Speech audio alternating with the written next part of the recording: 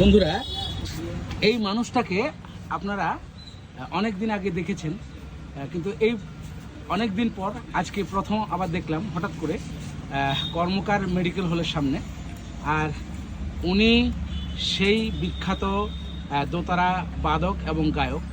আমরা ছোট থাকতে বা আমরা যখন এনএসএস প্রোগ্রাম করতাম স্কুল থেকে, তখন ওনার গান প্রায় শুনেছি এবং ওনাকে আমরা নিয়ে যেতাম। ওনার গানগুলি এখনও মনে পড়ছে, যে গানটা হলো ছেলের যখন উঠে দাঁড়ি ছেলে ঘুরে মেয়ের বাড়ি বাড়ি, এবং আরও অনেক আছে লাইনটা।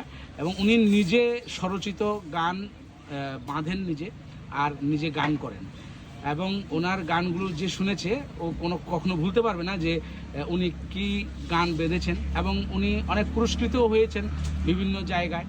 রেডিও সেন্টারে উনি গানও গাইতেন, কিন্তু আজকে খুবই অসুস্থ অবস্থায় ওনাকে পেলাম কর্মকার মেডিকেল হলের সামনে। আমি প্রথমে ওনাকে দেখে অনেকক্ষণ তাকিয়েছিলাম। এরপর ওনার সঙ্গে ওনাকে জিজ্ঞেস করলাম, আমি তো আপনাকে চিনি, আমাকে চিনছেননি? তো উনি বলছেন, হ্যাঁ, তুমি নাটক করো না।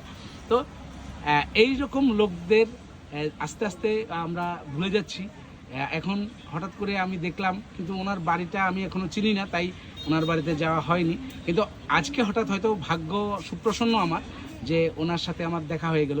আচ্ছা আঙ্কেল, আপনার নামটা যদি একটু কন, আপনার ভিডিওতে আমার দীনেশ চন্দ্র দাস। এবং সাবরুমের যারা পুরনো লোক আছেন ওনারা ওনার নাম বললে ওনারা ভালো করে চিনবেন। আমরা যখন এনএসএস করতাম, এনএসএসের প্রোগ্রাম করতাম, রাখাল সোম স্যার যখন ছিলেন, তখন উনি আমাদের এনএসএস ক্যাম্পে একবার হলেও নিমন্ত্রিত হতেন, যে যখন আমরা বয়েজ স্কুলে এনএসএস প্রোগ্রাম করতাম। তো আজকে কাকু, আপনার শারীরিক অবস্থা কেমন আছে? কোন আগে খুবই খারাপ। আচ্ছা, আপনার একটা এই ভিডিওটা আমরা ফেসবুকে দিব, আর একটা গানের কলি যদি একটু কুদ্দুর গান আমার এই ভিডিওর লেগা। আচ্ছা, একটু মনসা করে পারিয়ে দিয়া যে কই আছে জল, এই পৃথিবীর কোনো সাগরে নাই যে তার ভয়। মনসা করে পারিয়ে দিয়া যে কই আছে জল, মনসা করে মতো কবেন কোনো সাগর নাই। মনসাগর জয় করলে সব সাগর চাই। ঠিক আছে কাকু, এখন ওনার শারীরিক কন্ডিশন খুবই খারাপ, কিন্তু উনি দোতারা নেই হাতে, এখন হাতে আছে লাঠি। কিন্তু তারপরেও ওনার যে মনের শক্তি বা মানসিক যে শক্তি, সেই শক্তি দিয়ে এই দুই কলি গান আমাদেরকে শোনালেন, আমার বন্ধুদের জন্য এবং যারা পুরাতন মানুষ ওনাকে চেনেন ওনাদের জন্য। সবাই অনেক অনেক শুভকামনা জানাবেন ওনার জন্য, উনি যেন সুস্থ থাকেন। আর এই পৃথিবীতে ওনার বা এই সমাজের জন্য ওনার যে কৃতি উনি রেখে গেছেন, সেই চিহ্নগুলো যেন সবাই আমরা মনে রাখি। এবং ওনার জন্য আমরা আবারও ওনার শারীরিক সুস্থতার জন্য শুভকামনা জানাই।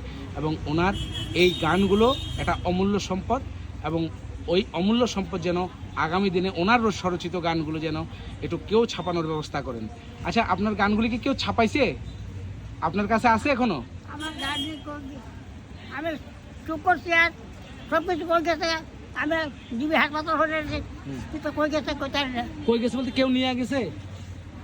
বাড়িতে বলে হাত ধোয়া নষ্ট করলে তো হয় না, হয় না। হে ঈশ্বর, ওনার যে তৈরি বা ওনার যে সৃষ্টিগুলি কোথায় গেছে উনি নিজেও বলতে পারেন না। কেউ হয়তো বা এগুলি সরিয়ে নিয়েছেন বা কেউ অযত্নে কোথাও ফেলে রেখেছেন।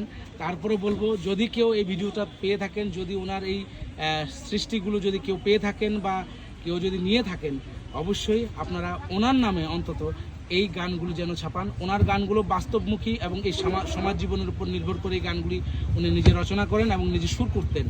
এবং ওনার গানটা আমরা ভিডিওতে দিতে পারছি না, কারণ উনি যখন গাইতেন, এবং অনেকে ভিডিও করেছিলেন, কিন্তু উনি যখন গাইতেন তখন এই গানগুলো আমরা মোবাইল বন্দি করতে পারিনি, বা তখন মোবাইল ছিল না, তখন আমার এই ফেসবুক আইডিও ছিল না, তাই পারিনি। কিন্তু আমি স্বচক্ষে এবং নিজের কানে ওনার গান শুনেছি এবং মন্ত্রমুগ্ধ হয়ে শুনতাম।